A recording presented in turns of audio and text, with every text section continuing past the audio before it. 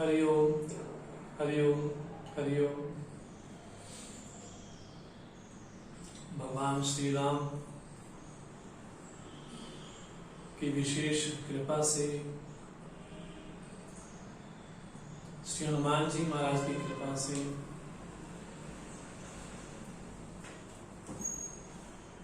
सुंदरकांड का जो विशेष सोपान है उस सत्र में आज हम प्रवेश करें। अपनी परंपरा को नमन करते हुए, भगवान श्री राम को नमन करते हुए आइए आज के सत्र में प्रवेश करते हैं। ओम सहना भवतु सहनौ भुनक्तु सह वीर्यं करवावहै तेजस्विनावधीतमस्तु मा विद्विषावहै। ओम शांति शांति शांति। समस्त जन कल्याणे निरतं करुणामयं नमामि चिन्मयं देवं सद्गुरुं ब्रह्मविद्वरं सदाशिवसमारम्भां शङ्कराचार्यमध्यमाम् अस्मदाचार्यपर्यन्तां वन्दे गुरुपरम्परां, वन्दे गुरुपरम्पराम्। नीलाम्बुजश्यामलकोमलाङ्गं सीतासमारोपितवामभागम् पाणौ महासायकचारुचापम् नमामि रामं रघुवंशनाथम्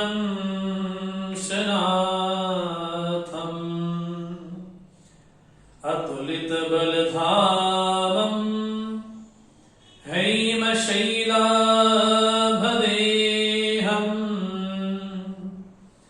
धनुजवनकृशानं ज्ञानिनामग्रगण्यम् सकलगुणनिधानं वानराणामधीशम्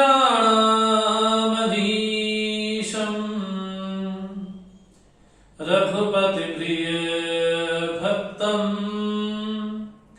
वातजातं नमामि रघुपतिप्रियदूतं वातजातं नमामि। हरि ओम। भगवान श्री राम की कृपा से, श्री हनुमान जी महाराज की कृपा से सुंदरकांड का जो विशेष सत्र है उस सत्र की ये विशेषता है कि यहां न केवल सुंदरकांड की चौपाइयों का अर्थ है, न केवल पाठ विशेष है, अपितु सुंदरकांड हमारे जीवन से किस तरह से जुड़ा हुआ है,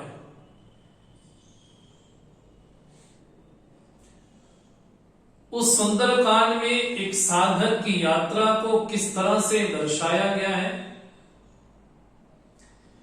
कि आध्यात्मिक जगत में जब साधक शांति रूपी सीता को पाना चाहता है, जब यात्रा ऐसी है तो उस यात्रा का जो पड़ाव है उसका जो मार्ग विशेष है, उस मार्ग में आने वाली जो बाधाएं हैं, वो बाधाएं भी जानना परम आवश्यक है। और एक नीति वाक्य भी कहा जाता है, श्रेयांसी बहुविघ्नानि। जो कल्याणकारी मार्ग है, उस मार्ग में अनेक विघ्न आते हैं। और ये बात भी सुस्पष्ट है कि अगर कोई साधक साधना कर रहा है और उस साधना के दौरान उसकी यात्रा में कोई विघ्न नहीं आता, बाधाएं नहीं आती, तो इसका मतलब है कि उसकी साधना ठीक नहीं चल रही। ये साधना का ये विशेष फल है कि जब साधना के दौरान बाधाएं आए, विघ्न आए, तो समझना चाहिए कि यात्रा भी ठीक चल रही है। और जब साधना के दौरान कोई विघ्न ना आए, कोई बाधा ना आए, इसका मतलब है कि किसी से पूछना चाहिए, क्या मैं सही रास्ते पे चल रहा हूं, क्या मैं सही मार्ग पे चल रहा हूं। ये किसी महापुरुष से, किसी संत से, किसी महापुरुष से अवश्य में पूछना चाहिए कि मेरी यात्रा में कोई बाधा नहीं आ रही, क्या मेरी साधना कहीं गलत तो नहीं है, क्या मैं कहीं गलत दिशा में तो नहीं जा रहा। और स्वामी विवेकानंद जी का यही वाक्य है, यदि आप साधना कर रहे हैं और साधना के दौरान अगर कोई विघ्न नहीं आता, इसका मतलब है कि आपकी साधना ठीक नहीं चल रही। तो सुंदर कांड में साधक स्वरूप श्री हनुमान जी महाराज की जो यात्रा है, वो यात्रा है शांति रूपी सीता को पाना। हमने कई बार निवेदन किया है कि ऐसा नहीं कि केवल इतिहास मात्र ही है, इतिहास तो है ही। श्री राम ने जब रावण का संहार किया और हनुमान जी, सुग्रीव जी, अंगद, विभीषण जो भगवान की अहर्निश सेवा करते हैं, ये इतिहास तो है ही। इतिहास का सीधा सीधा अर्थ है इतिहास, ऐसा निश्चित हुआ था, उससे कोई इतिहास कहा गया। तो न केवल ये इतिहास है, अपितु ये हमारे जीवन के साथ जुड़ा एक ग्रंथ भी है। और जो पात्र विशेष श्री रामचरितमानस में देखने को मिलते हैं, आध्यात्मिक दृष्टि से उसका अपना महत्व है।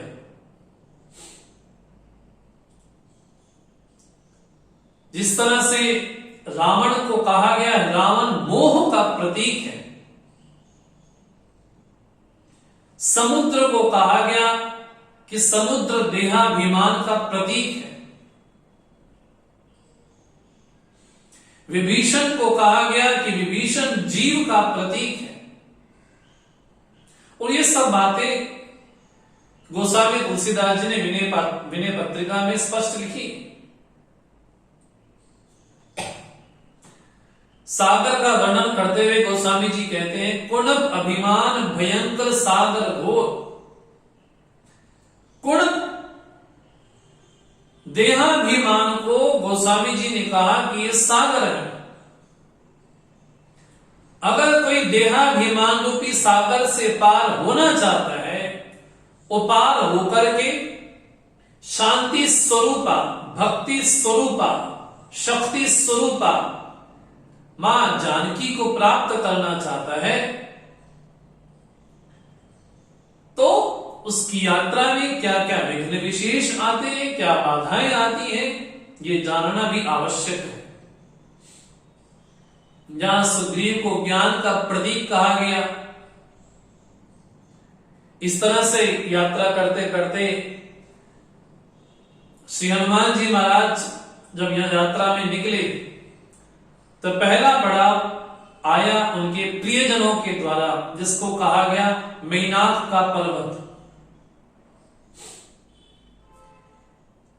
और मेनाक पर्वत हमें ये बतलाता है कि साधक जब साधना में निकलता है तो सबसे पहले इसके जीवन में प्रलोभन आता है, स्मरण आता है कठोपनिषद का, जब नचिकेता ने यमराज के समक्ष आत्मज्ञान के विषय में प्रश्न पूछा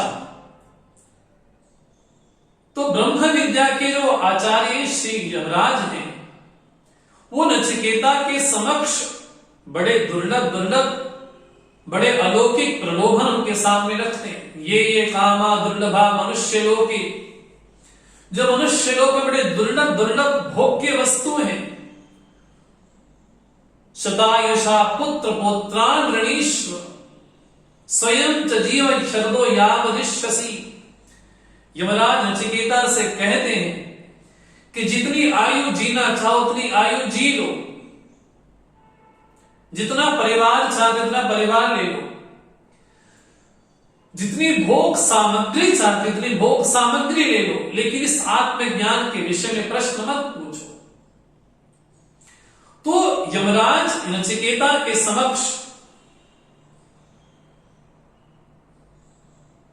प्रलोभन रखते हैं कि इन प्रलोभनों को ले लो, लेकिन आत्मज्ञान के विषय में प्रश्न मत पूछो। तो ये संदेश हमको प्राप्त होता है कि एक तरफ शांति स्वरूप मां जानकी है और नचिकेता की भाषा में कहें तो एक तरफ आत्मज्ञान है, लेकिन उसको प्राप्त करने के लिए जो सबसे पहला विघ्न आया वो आया प्रलोभन के जरिए मेनाक पर्वत। तो श्री हनुमान जी महाराज कि हृदय में न लोभ का अंश है। ये नहीं कहा कि चलो मैं यात्रा में निकलो थोड़ा विश्राम ही कर लूं, नहीं, न उनके जीवन में लोभ का अंश है और न ही त्याग का अभिमान है। समाज में बहुधा देखा जाता है, सुना जाता है, जो व्यक्ति कहता है कि मैं ये त्याग करके मैं यहां पर आया हूं, तुमने क्या त्यागा है, मैं त्याग करके आया हूं, तो त्याग का भी अभिमान हो जाता है। तो श्री हनुमान जी महाराज कहना चाहते हैं कि साधक को निरंतर अहर्निश सावधान होना चाहिए इस विषय में कि जीवन में लोभ का अंश ना हो और साथ ही साथ ये अभिमान भी ना हो कि मैंने त्याग किया है। वस्तु छूट जाना और सहज छूट जाना, दोनों में काफी अंतर है। तो श्री हनुमान जी महाराज एक संदेश हमको देना चाहते हैं कि त्याग का अभिमान ना हो, और ये सबसे बड़ा घातक है। जिस तरह से संग्रह वृत्ति, जिस तरह से लोभ वृत्ति घातक है, उसी तरह से त्याग के अभिमान की वृत्ति भी बड़ी घातक है। इसलिए श्री हनुमान जी महाराज नमन करते हैं, लेकिन साथ में एक बात बोलते हैं, राम काज कीने बिनो मोहि कहां विश्राम। राम का कार्य किए बिना मुझे कहां विश्राम मिल सकता है। तो पहला जो विघ्न आया वो आया प्रियजनों के द्वारा। दूसरी जब उनकी यात्रा में पड़ाव आता है वो आता है सुरसा के जरिए, और देवताओं ने भेजा श्री हनुमान जी महाराज के बल बुद्धि की विशेषता को परखने के लिए। देवताओं ने स्वयं सुरसा को भेजा। कल हमने चर्चा की थी कि सुरसा कौन है। सुरसा एक लोकेशना की प्रतीक है। सुरसा ने कहा कि आज तो मुझे देवताओं ने बढ़िया आहार दिया है, उस आहार को मैं ग्रहण करना चाहती हूं।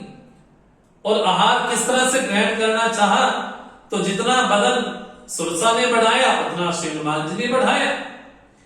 यहां पर संदेश ये दिया गया कि जीवन में लोकेशना जो होती है, कभी कभार सत्कर्म भी हमारे जीवन में बाधा डाल देता है कि व्यक्ति को लगता है कि मैंने इतना सत्कर्म किया, इतना कर्म किया, इतना कर्मकांड किया, तब तो अब तो मुझे स्वर्ग मिल ही जाएगा। लेकिन ये बात आवश्यक है कि सत्कर्म करते करते, सत्प्रवृत्तियां करते करते कहीं जीवन में अभिमान भी प्रवेश कर जाता है। इसलिए सुरसा लोकेशना की प्रतीक है। इसलिए मैंने पहले निवेदन किया कि केवल इसको इतिहास मात्र ना समझे, ये हमारे जीवन से जुड़ा एक ग्रंथ है। हमारे जीवन में भी लोकेशना होती है। लोकेशना मैंने लोग मुझे जाने, लोग मुझे समझे, मैं विख्यात हूं, जगत में प्रसिद्ध हूं। जिस तरह से वाक्य कहा जाता है, यशो में गतम दिक्षु दान प्रतापात, दान के प्रताप से मेरा यश दसों दिशाओं में फैल गया। ये क्या है? बोले ये जीवन में लोकेशना है कि लोग मुझे जाने, और जब ऐसा विस्तार जीवन में लोकेशना को होता है, वो कहां ठहरेगी ये पता नहीं लगता। तो यहां पर सुरसा ने तो 100 योजन के समान अपना मुख कर दिया। अगर श्री हनुमान जी महाराज चाहते तो 200 योजन भी कर लेते, लेकिन नहीं, यहां पर अध्यात्म के मार्ग में साधक को सावधान ये किया गया कि नहीं, यह अध्यात्म के मार्ग में लोकेशना नहीं, वहां पर तो निम्रता होनी चाहिए, निरहंकारता होनी चाहिए। और श्री हनुमान जी महाराज निरभिमानता के प्रतीक हैं। उनके जीवन में न स्वाभिमान, स्वाभिमान तो है ये, क्या बोलते हैं, ऐसा अभिमान मेरे जीवन से ना जाए, मैं सेवक सचराचर स्वामी मोरे। हनुमान जी महाराज के जीवन में न सम्मान की भूख है, न अपमान चाहते हैं, न अपमान हुआ। श्री हनुमान जी महाराज निरभिमानता के प्रतीक हैं। और हनुमान जी महाराज ने वही किया, अति लघु रूप पवन सुत कीना। श्री हनुमान जी महाराज ने बड़ा लघु रूप किया, अर्थात शून्य हो गए, और संदेश ये देना चाहा कि अध्यात्म के मार्ग में साधक को शून्यवत होना चाहिए, जीवन में कर्ता भाव प्रबल न हो। तो जब सुरसा ने की परीक्षा ली और सुरसा ने कहा कि तुम बल बुद्धि के निधान हो, और ऐसा हमको आशीर्वाद देकर के सुरसा जाती। दूसरा विघ्न उनके जीवन में आता है सिंहिका का, जो कि समुद्र में रह करके आकाश गमन कोई कर रहा हो, उसकी परछाई को ही पकड़ लेती है। ये थोड़ा कल का थोड़ा सा लिंक बना करके चल रहे। और सिंहिका प्रतीक है ईर्ष्या वृत्ति की। ये भले ही छोटी सी वृत्ति दिखाई पड़ती हो, लेकिन जब किसी साधक के हृदय में ये ईर्ष्या रूपी दुर्वृत्ति प्रवेश करती है, वो साधक की यात्रा को वहीं रोक देती है।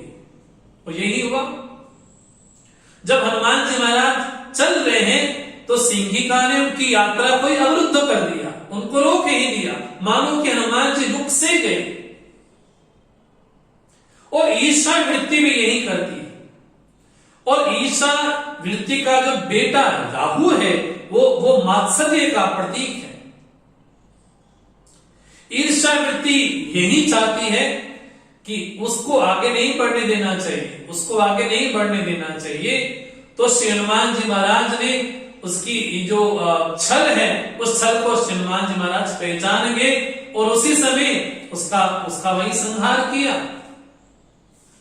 और ये संदेश देना चाहा कि साधक जीवन में ईर्ष्या वृत्ति से हमेशा सावधान रहना चाहिए।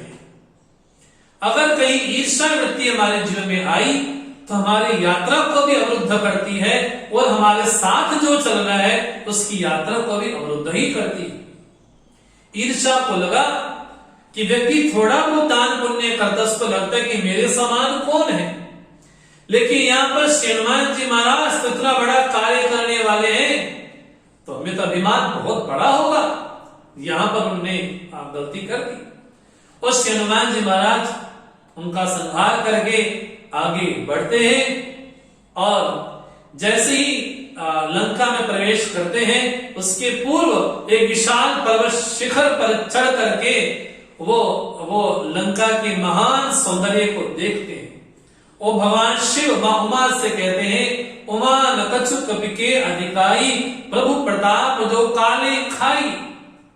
वो कपि है ना, जो काल को भी खा सकते हैं, ऐसे प्रभु के दास हैं। और कपि कौन है? संस्कृत में जो कपि शब्द का अर्थ है, कम का मतलब होता है सुख, ब्रह्म सुख। कम सुखम पिबती इति कपि। जो ब्रह्म सुख को पीने वाला है वो कपि है। तो श्री हनुमान जी महाराज वैराग्य के पर्वत पर चढ़ करके लंका का जो सौंदर्य है उस सौंदर्य को देखते हैं, क्योंकि गोस्वामी जी ने स्वयं ही कहा, कनक कोट विचित्र मन कृत सुंदर आयता घना। बड़ी सुंदर है। और इस लंका की रचना किसने की? तो मैदानों ने की, अर्थात मन ने की। और लंका वास्तव में है क्या? बोले लंका प्रवृत्ति है, प्रवृत्ति का विस्तार है। और जितना प्रवृत्ति का विस्तार होता चला जाता है, वो कहां तक जाके रुकेगी ये पता नहीं। समुद्र है, कोई समुद्र के बीच में जाके खड़ा हो और उसको दूर दूर तक किनारा दिखाई ना पड़े, तो क्या कहेंगे? रमन महर्षि बोलते, कृति महोद धौ। ये तो महासागर है, प्रवृत्ति का महासागर है। और ऐसी प्रवृत्ति है जिस प्रवृत्ति को करवाने वाला हमारा मन है। उसका शासक कौन है? बोले रावण, जो कि मोह का प्रतीक है, उसका शासक है।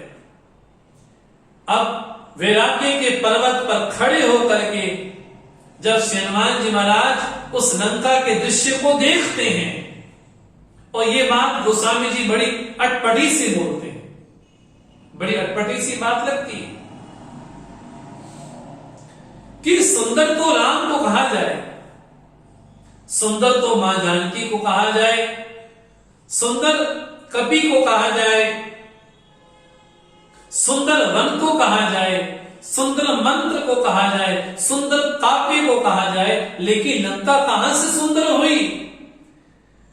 तो गोस्वामी जी बोलते हैं कि संसार में कई वस्तुएं ऐसी होती हैं जो बाहर से बड़ी सुंदर लगती हैं, बड़ी सुंदर लगती हैं, लेकिन जब वैराग्य के पर्वत पर खड़े होकर के उसको देखते हैं तो यही समझ में आता है कि ये सुंदरता तो क्षणिक है, ये सुंदरता तो बाहरी है, भीतरी नहीं।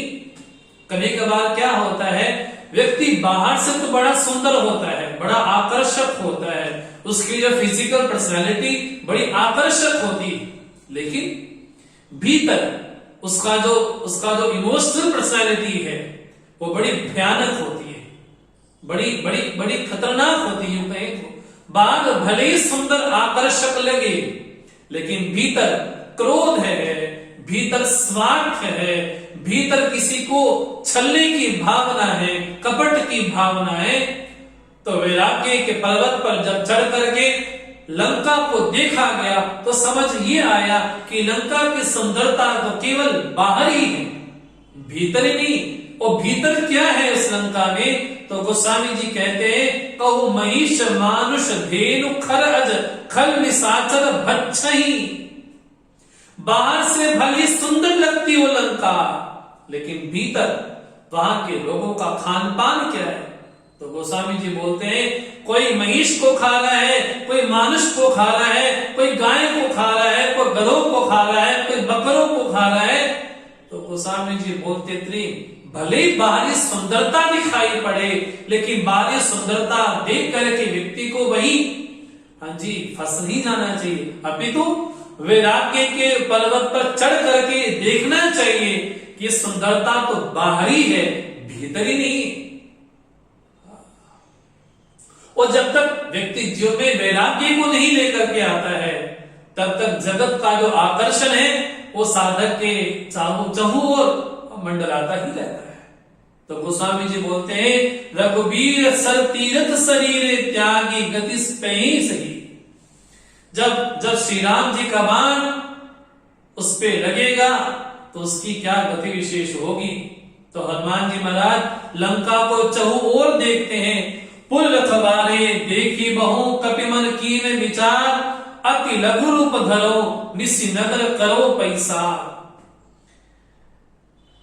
हनुमान जी महाराज जब देखते हैं कि बहुत सारे यहाँ पे रखवारे हैं और मन में विचार करते हैं, और विचार कैसा, ये समाज में बहुता देखा जाता है।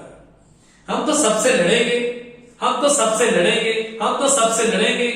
कई लोग क्या बोलते हैं कि अगर ये भोग ग्रहण नहीं करेंगे तो पता कैसे चलेगा कि इसमें सुख है कि नहीं है। ये बड़प्पन नहीं। यहां पर सावधान ये किया गया कि हमें हमेशा लोगों से बहसबाजी करके, लड़ करके, कलह करके अपने समय को व्यर्थ नहीं गवाना। ये संदेश हनुमान जी महाराज देते हो। क्या बोलते, अति लघु रूप धरो, लघु रूप लिया और निसी नगर करो पैसार। निसी मैंने अंधेरे में, रात्रि में गए। ये बड़ा संकेत यहां पर दिया। दिन के उजाले में हनुमान जी महाराज लंका में नहीं गए। कब गए, रात्रि में गए। इसके पीछे भाव क्या, एक गूढ़ रहस्य यहां पर सुंदरकांड का यही है। दिन में व्यक्ति अपनी चकाचौंध में रहता है, दिन में व्यक्ति सज धज कर रहता है, समाज में जाता है, लोगों से मिलता है, व्यवहार करता है।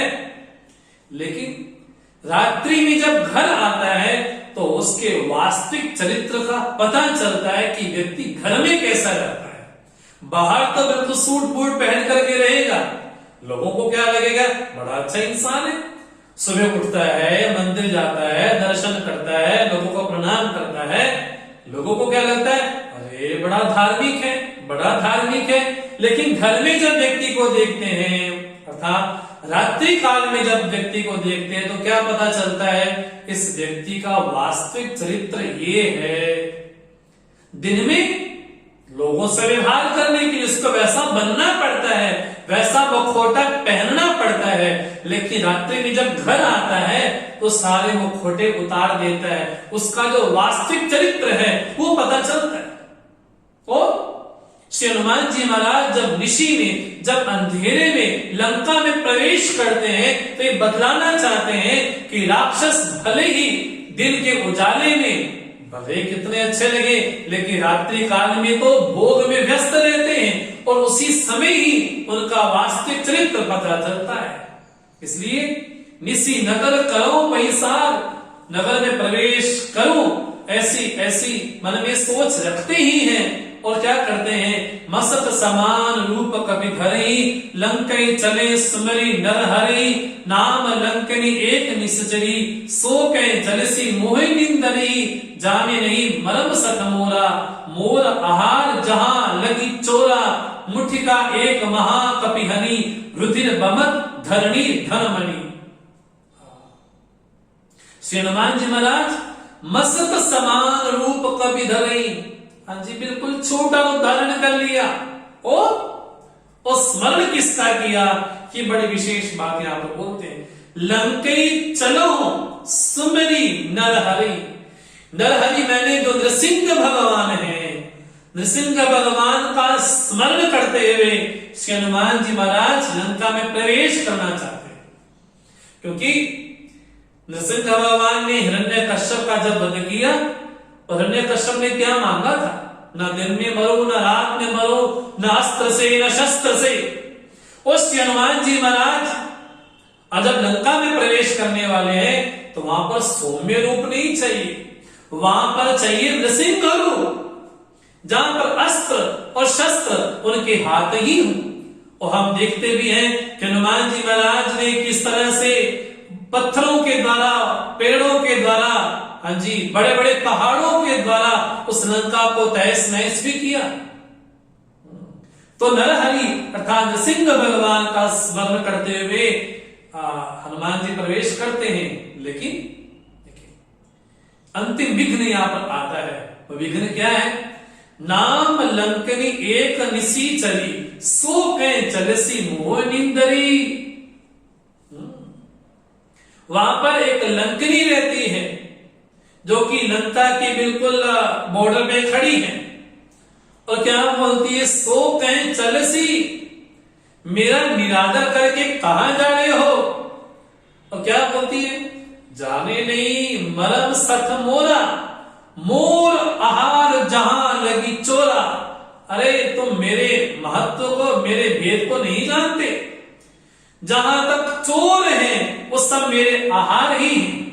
बस हनुमान जी महाराज क्या? चोर मेरे आहार हैं। हनुमान जी महाराज ने बिना समय गवाए क्या किया? मुट्ठी का एक महाकपिहनी, रुधिर बमत धरणी धनवनी।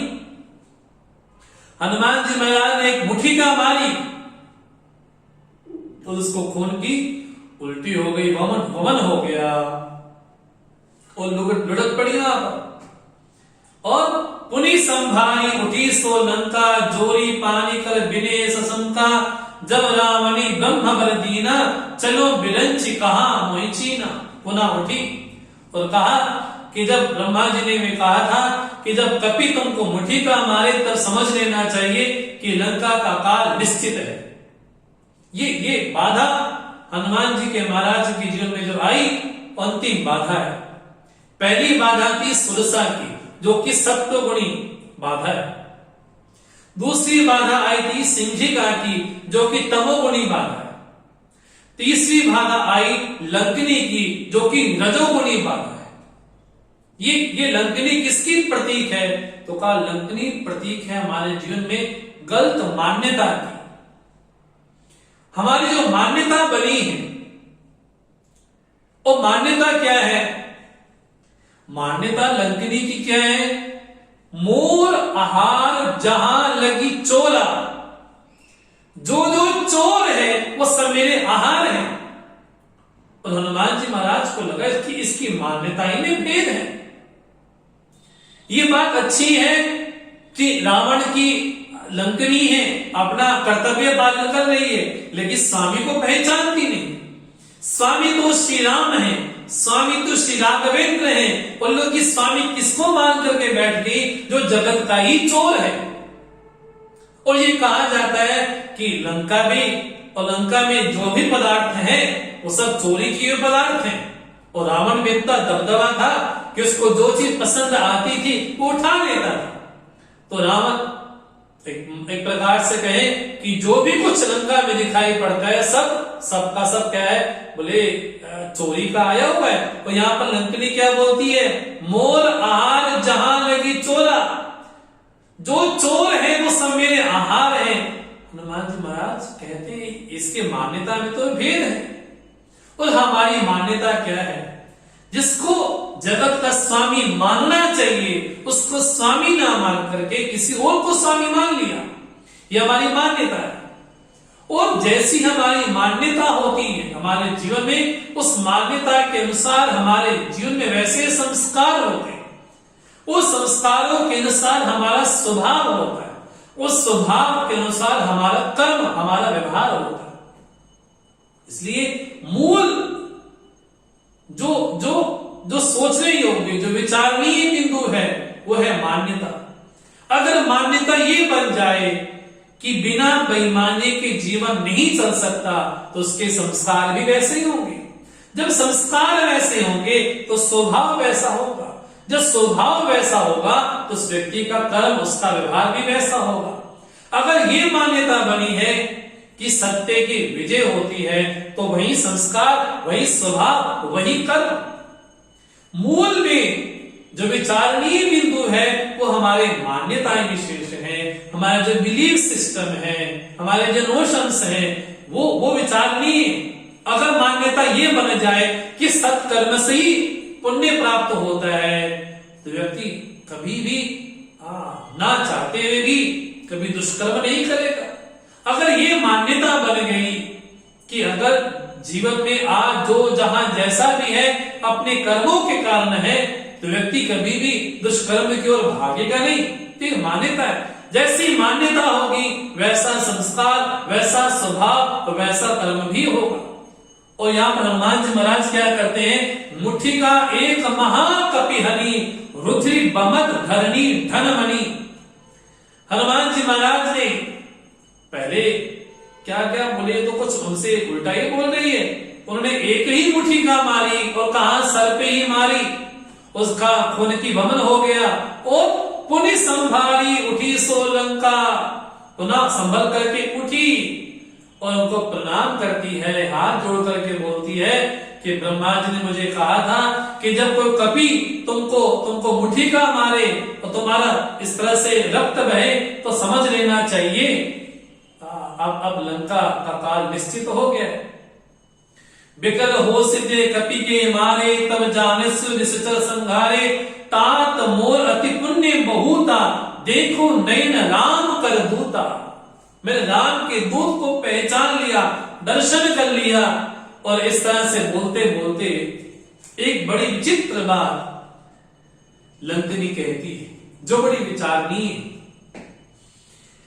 लंकिनी कहती है, तात स्वर्ग अपवर्ग सुख, धरे तुला एक अंग, तूल न ताई सकल मिली, जो सुख लव सतसंग। एक बड़ी विचित्र बात लंकिनी कहती है, क्या कि स्वर्ग और मोक्ष के जितने साधन विशेष कहे गए हैं उनको एक तराजू में रखा जाए, लेकिन एक पल्ले पे हाँ जी सत्संग को रखा जाए तो कभी उसका मेल नहीं हो पाएगा। यहां पर लंकिनी कहती है कि सत्संग हुआ। और ये बड़े आश्चर्य वाली बात है, जितना बढ़िया सत्संग इस समय सुंदर कांड में हुआ शायद रामचरितमानस में ना हुआ हो। शायद वो लंकिनी का ही वाक्य है, तूल न पाही सकल मिली, जो सुख लव सत्संग। जो लेश मात्र सत्संग है उसका तराजू भी कैसा भाव पा पाएगा। तो यहां पर लंकिनी कहती है कि यहां पर सत्संग हुआ, तो ये बड़ा विचारणीय विषय। सत्संग की यहां तो बात ही कहां हुई, जब लंकिनी ये कहती है कि मोर आहार जहां लगी चोरा, और उसी समय हनुमान जी महाराज मुट्ठी का मारते हैं और यहां पर बोलती है क्या सत्संग हुआ। तो ये विचारणीय बिंदु यहां पर है कि बढ़िया सत्संग तो यहां पर हुआ है। सत्संग का पहला फल यह है कि हमारी मान्यताओं पे प्रहार किया जाता है। ये सत्संग का पहला परिणाम। लंकिनी की मान्यता है कि रावण मेरा स्वामी है, और जीव रूप हमारी भी यही मान्यता होती है कि हम जगत में आए हैं तो हमारी मान्यता भोग के विषय में, ऐश्वर्य के विषय में बन जाती है कि अगर भोग मिलेगा तो मैं संतुष्ट रहूंगा। ये मान्यता है। अगर व्यक्ति कहे कि मैं बहुत लंबे समय से सत्संग में जा रहा हूं, सत्संग कर रहा हूं, तो सत्संग का परिणाम क्या है जीवन में। सत्संग का जीवन में पहला परिणाम यह है कि हमारी जो मान्यताएं हैं उन मान्यताओं पे प्रहार किया जाता है। जैसे भज गोविंदम में भगवान शंकराचार्य ने कहा, हे मूढ़ मते गोविंदम भज, इसलिए भज गोविंदम का एक नाम है मोह मुदगल। वो मुदगल है, वो गदा मारी जाती है। तो यहां पर भी कहा गया कि सत्संग का परिणाम यह है कि जीवन में जो गलत मान्यताएं हैं उन गलत मान्यताओं पर प्रहार किया जाए। ये सत्संग का पहला परिणाम है, और यही परिणाम यहां पर हुआ। इसलिए लंकिनी क्या बोलती है, यहां पर सत्संग हुआ। सत्संग का परिणाम क्या हुआ, हनुमान जी महाराज ने जब मुट्ठिका मारी अर्थात प्रहार किया, और कहां पर, सिर पे, अर्थात उसकी मान्यता पे प्रहार किया। तो पहला सत्संग का परिणाम यह हुआ कि मान्यता पे प्रहार हुआ। दूसरा सत्संग का परिणाम लक्षण यह है कि जीवन में जब भी कहीं सत्संग हुआ है तो वहां पर क्या होता है, व्यक्ति के जीवन में जो राग है वो राग निकल करके व्यक्ति विरक्त होता है। और यहां पर भी यही हुआ, मुट्ठी का एक महाकपि हनी रुधिर बमत धरणी धनमणि। जैसे हनुमान जी महाराज ने मुट्ठी का मारी, उसी समय खून का वमन हो गया। खून मैंने रक्त, रक्त मैंने राग। हमारे मन में राग रहता है, द्वेष रहता है। तो यहां पर हनुमान जी महाराज क्या कहते हैं, उन्होंने रक्त ही बहा दिया, अर्थात उसको विरक्त कर दिया। जब हम सत्संग में जाते हैं, वो सत्संग का यही परिणाम है कि जीवन में विरक्ति आती है। हाँ जी, विरक्ति मैंने अब जो राग था संबंधों के प्रति, जगत के प्रति राग था, जो दुष्ट राग था, अब वो राग निकल गया।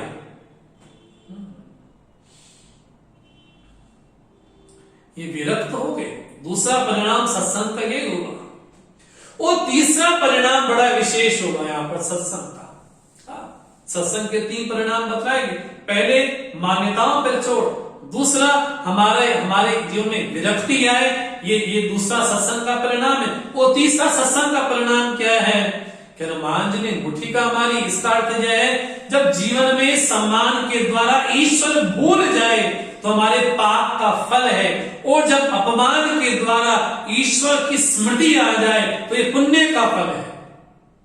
और वही स्मृति लंकनी को भी आई। लंकनी क्या बोलती है, तात मोर अति पुण्य बहुता, मेरे पुण्य का फल है।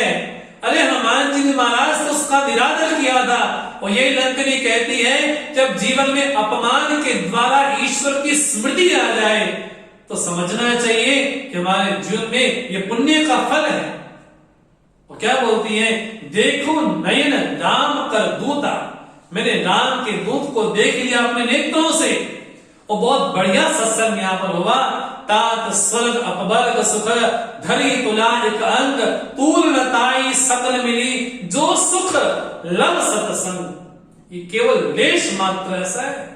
और भज गोविंदम में भगवान शंकराचार्य जी यहां तक बोल देते हैं, सत्संग का परिणाम जीवन में क्या होता है। सत्संगत्वे निस्संगत्वम, निस्संगत्वे निर्मोहत्वम, निर्मोहत्वे निश्चलतत्वम, निश्चलतत्वे जीवन मुक्ति। ये सत्संग का परिणाम जीवन में हुआ। तो इस तरह से यात्रा करते करते पहला पड़ा प्रलोभन का मैनाक पर्वत का आया, दूसरा सुरसा लोकेशना का आया, तीसरा सिंही का ईर्षा वृत्ति का आया, और चौथा लंकनी अर्थात मान्यता का आया। इन यात्राओं को पड़ाव करते करते अब लंकनी कहती आप नगर में प्रवेश करें। जिस तरह से अगर किसी दूसरे देश में जाना तो वीजा चाहिए होता ना, तो वीजा क्या दिया गया यहाँ पर। लंकनी क्या बोलती है, प्रवसी नगर कीजे सब काजा, हृदय राखी कौशलपुर राजा। अयोध्यापुरी के महानायक भगवान श्री राम का स्मरण करते हुए आप इस लंका में प्रवेश करिए। प्रवेश नगर कीजिए सब काजा, हृदय राख कौशलपुर राजा।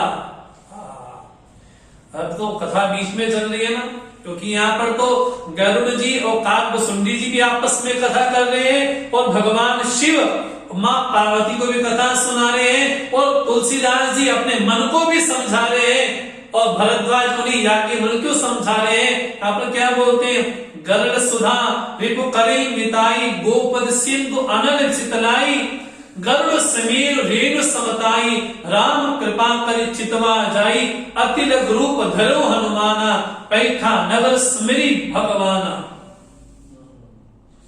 गरुड़ जी महाराज, गरुड़ सुधा वो विष अमृत हो जाता है, शत्रु मित्र हो जाता है, समुद्र खुर गाय के खुर के समान हो जाता है, अग्नि शीतल हो जाती है, सुमेरु पर्वत रज के समान हो जाता है, जिसपे श्री राम जी की कृपा विशेष हो।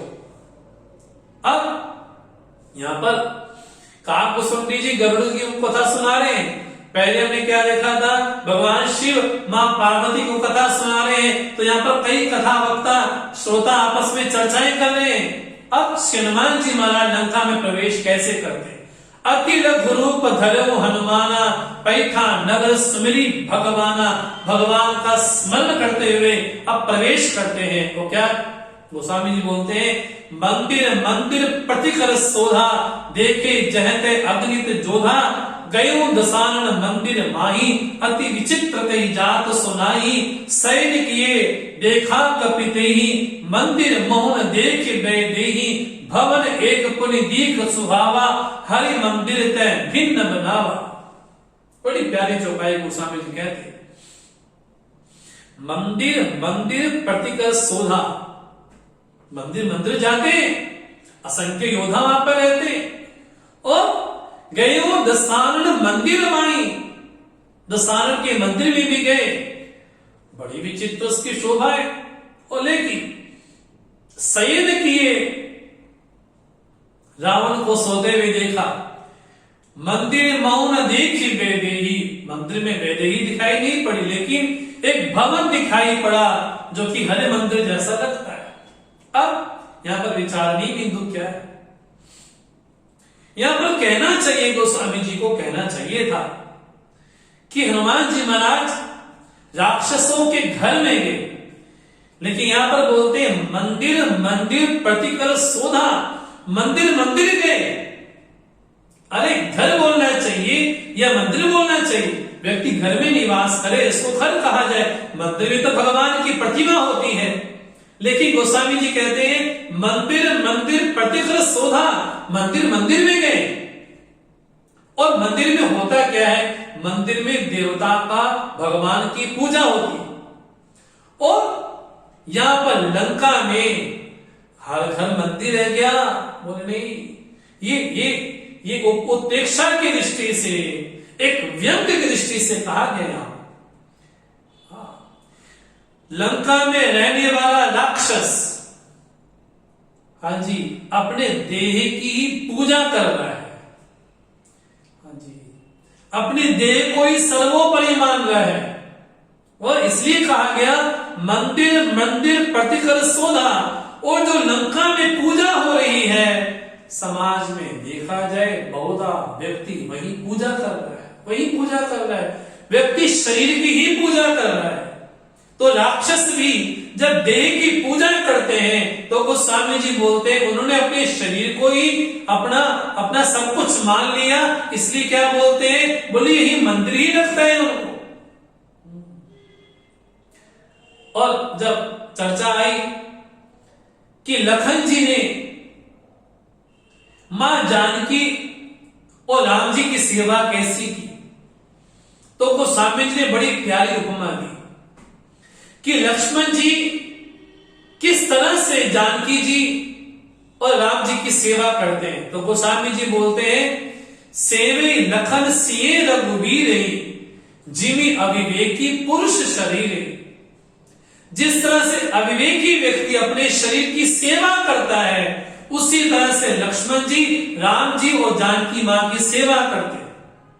यहां पर यही कहा गया कि यहां पर जो राक्षस गण है, वो शरीर को ही अपना सब कुछ मान करके बैठे, वो शरीर को ही देवता मान करके बैठे। इसलिए क्या बोलते हैं? मंदिर ही मान लिया उन्होंने। इससे क्या बोलते हैं? मंदिर मंदिर प्रतिकर शोधा। वहां पर युद्ध दिखाई पड़ते हैं ऐसे। और शयन किए कपि, और कहां गए? बड़ी प्यारी बात बोलते हैं, गयो दसानन मंदिर माही। रावण के मंदिर में भी गए, घर शब्द नहीं कहा यहां। क्या कहा? रावण के मंदिर में गए, क्योंकि रावण भी स्वयं को देहाभिमानी ही मानता है। रावण भी अपने शरीर को ही सब कुछ मानता है, उसको लगता है ये शरीर ही सब कुछ है, इसलिए शरीर को ही देवता मानता है। इसलिए गोस्वामी जी बोलते हैं कि रावण के मंदिर में भी गए, लेकिन शयन किए देखा कपितेई, मंदिर मौन देखी वैदेही। मंदिर में वैदेही दिखाई नहीं पड़ी। क्यों? क्योंकि जहां पर देह की पूजा होती है, वहां पर वैदेही दिखाई नहीं पड़ती।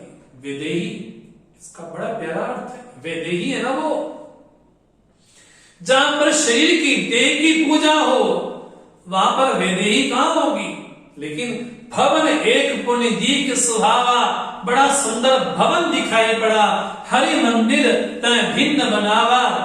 बड़ा प्यारा मंदिर देखा, लेकिन बड़ी प्यारी बात बोलते गोस्वामी जी, विभीषण के घर को मंदिर ना कह करके भवन कहा, और रावण के घर को घर ना कह करके मंदिर कहा। बड़ी प्यारी बात यहां पर बोलते हैं, विभीषण के घर को भवन बोलते हैं। भवन एक पुनि दीक स्वभावा, हरि मंदिर तय भिन्न बनावा। क्योंकि विभीषण अपनी देह को आत्मा नहीं मानते, वो तो राम जी को मानते हैं, राम जी का स्वरूप का चिंतन करते हैं। अब कैसा घर देखते हैं वो, रामायुध अंकित गृह शोभा वर्णि न जाई, नव तुलसिका वृंद तहां देखी हर्ष कपिराई। बड़े नवीन नवीन तुलसी के वृक्ष हैं और धनुष्मान अंकित वहां पर चिन्ह है, उसकी शोभा कहीं नहीं जा सकती। हनुमान जी महाराज को लगा हर्ष कपिराई, बड़े प्रसन्न हुए और मन में विचार क्या करते हैं, लंका निश्चर निकर निवासा, यहाँ कहा सज्जन कर बासा। यहां पर तो लंका में तो निशाचर ही रहते हैं, यहां पर सज्जन कैसे रहेगा, यहां कहा सज्जन कर बासा, सज्जन कैसे यहां पर रह सकता है। मनमो तर्क करे कपि लागा, तई समय विभीषण जागा। मन में से तर्क कर ही रहे थे, विचार कर ही रहे थे कि यहां पर एक तरफ तो राक्षसों को देख रहा हूं, इतना अभक्षे भक्षण कर रहे हैं, और दूसरी तरफ इतना सुंदर भवन देख रहा हूं, तो मन में विचार कर ही रहे हैं। मनमो करे कभी, तर्क करते हैं मन में, लेकिन 23 समय विभीषण जागा, उसी समय ही विभीषण जागे, उसी समय। ये शब्द बार बार सुंदरकांड में आएगा, 23 समय, इसको कहा जाता है संयोग। ये भगवान की कृपा का संयोग, कब किस महापुरुष के दर्शन हो ये कहा नहीं जा सकता। 23 समय विभीषण जागा, उसी समय विभीषण जागते, और जागते क्या बोलते हैं, राम राम ते सुमिरन कीना, हृदय हर्ष कभी सज्जन चीना।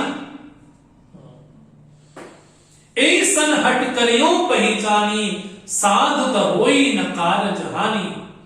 विभीषण जैसे उठते हैं, हाँ जी क्या बोलते हैं, राम राम ते सुमिरन कीना। उठते ही राम राम का स्मरण करते हैं, उच्चारण करते हैं, और महाराज सुनते हैं, हृदय हर्ष कपि सज्जन चीना। हनुमान जी महाराज तो बड़े, उनको लगा बड़ा सज्जन है, बड़े हर्षित हुए। बड़ी प्यारी बात यहां पर गोस्वामी जी ने बताई हमको कि सुबह उठते समय जब पहला वाक्य हमारे मुख में आए, राम राम, अगर सोते समय भगवान का स्मरण करते सोए हैं, तो उठते हुए भी वही वृत्ति, वही थोट हमारे मन में होगा। अगर कलह लेकर के गए हैं रात्रि में, हाँ जी, अगर झगड़ा करके रात्रि में सोए हैं, तो प्रातः काल वही होगा जिसको लेकर के आप रात्रि में गए थे। और अगर कोई साधक है, रात्रि में भजन करता हुआ सोता है, भगवान का स्मरण करता सोता है, तो सुबह जब उठता भी है तो वही वृत्ति लेकर के उठता है, वही भाव लेकर के उठता है, वही विचार लेकर के उठता है जिन विचारों को लेकर के सोया। इससे यही प्रतीत होता है, यही लगता है कि विभीषण जी महाराज रात्रि में जब सोए होंगे तो राम का स्मरण करते ही वो सोए होंगे। राम राम का स्मरण करते उठे तो हनुमान जी को लगा, बड़े प्रसन्न हुए। हनुमान जी को लगा ऐसन हट करियो पहचानी, इनसे तो हठात मिलना ही चाहिए, क्योंकि साधु तो होई न कारज हानि, साधु से किसी की भी हानि नहीं होती। वो साधु का यही लक्षण है, यही लक्षण। अगर कोई वेशधारी साधु भी है, उसका यही लक्षण है, उसके द्वारा किसी की हानि नहीं होती। उसको ये लगता है कि मेरे द्वारा किसी को कष्ट ना पहुंचे और ना किसी को कष्ट दे। ये दोनों बातें जब भगवान ने भक्तों के लक्षण के गीता के 12वें अध्याय में, तो भगवान ने कहा यस्मान् नो द्विजते लोका लोका नो द्विजते चया। जिसके द्वारा न लोग उद्विग्न होते हैं और न वो लोगों के द्वारा उद्विग्न होता है, परेशान होता है, व्याकुल होता है, नहीं होता। यहां पर कहा गया साधु का यही लक्षण है कि उसके द्वारा किसी की हानि नहीं होती, वो किसी को हानि नहीं पहुंचाना चाहता, अभी तो स्वयं कष्ट में रह सकता है लेकिन दूसरे को हानि नहीं पहुंचा सकता। इस तरह से श्री हनुमान जी महाराज उनके समक्ष पहुंचते हैं, एक ब्राह्मण का वेश लेकर के उनके सामने जाते हैं। विप्र रूप धरी बचन सुनाए, सुनत विभीषण उठते आए, करि प्रणाम पूछे कुशलाई, विप्र कहो निज कथा बुझाई। इस तरह से विभीषण जी और हनुमान जी महाराज यहाँ पर आपस में मिलते हैं, उनकी आपस में चर्चा होती है, सत्संग होता है। तो कल हम यहीं से ही इस प्रसंग को आगे लेकर के चलेंगे। समय को ध्यान में रखते हुए हम यही विश्राम दें। ओम पूर्णमदः पूर्णमिदं पूर्णात् पूर्णमुदच्यते पूर्णस्य पूर्णमादाय पूर्णमेवावशिष्यते। ओम शांति शांति शांति। हरि ओम। श्री गुरुभ्यो नमः। हरि ओम।